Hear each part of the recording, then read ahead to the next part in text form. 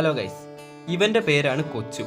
നാട്ടുകാർക്കും വീട്ടുകാർക്കും സഹായം ചെയ്യാൻ മാത്രം ഇഷ്ടപ്പെടുന്ന ഒരു വ്യക്തിയാണ് നമ്മുടെ ഈ കൊച്ചു. പക്ഷേ ഇവൻ ആരെ സഹായിക്കാൻ നിന്നാലും ആരും ഇവനൊരു വില കൽപ്പിക്കുന്നില്ല. ഉദാഹരണം പറയുകയാണെങ്കിൽ ഞാനിപ്പോ പറഞ്ഞില്ലായിരുന്നു ചേട്ടൻ അടിച്ചിട്ട് വീണാലേ അല്ലേ? നീ നിന്റെ കാര്യം നോക്കി പോടാറുക. ആ വണ്ടിയുടെ സ്റ്റാൻഡ് തട്ടിന്ന് വീണായിരുന്നേ ഓഫീസിൽ പോകാതെ ലീവ് എടുത്ത് വീട്ടിൽ ഇരിക്കായിരുന്നു. ഓരോ കൊച്ചു ഫണ്ടുകൾ രാവിലെ വന്നോളൂ. ഇതാണ് നമ്മുടെ കൊച്ചുവിന്റെ അവസ്ഥ.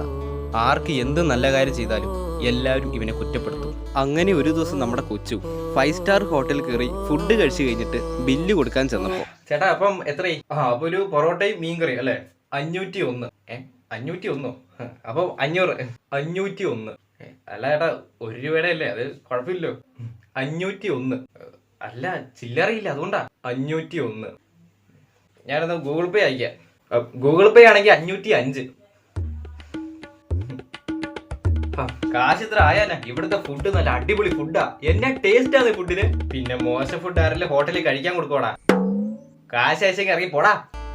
എന്തൊക്കെ തരം മനുഷ്യന്മാരാണ് ഇവൻ. എവിടെ പോയി പരിപാടി അവതരിപ്പിച്ചാലും ആർക്കും ഇവന് ഒരു വിലയില്ല. അങ്ങനെ ധർമ്മസങ്കടത്തിലായ നമ്മുടെ കൊച്ചു ഇനി മുതൽ വീട്ടിൽ തന്നെ ഇരിക്കാൻ തീരുമാനിച്ചു. അങ്ങനെ ഇരിക്കെ ഒരു ദിവസം ഏതോ ഒരു യൂട്യൂബിന്റെ ലൈവ് കണ്ടുകൊണ്ടിരിക്കുവായിരുന്നു നമ്മുടെ കൊച്ചു. ആ ലൈവിന്റെ അടിയിൽ ചേട്ടാ ഫോണിൽ കൂളർ വെച്ചില്ല എന്ന് കൊച്ചു അതിൽ കമന്റ് ചെയ്തു. ശേഷം സംഭവിച്ചത്,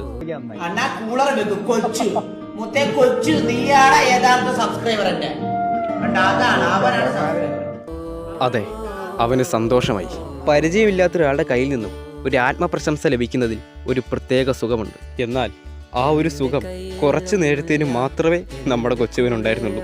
ശേഷം നടന്നത്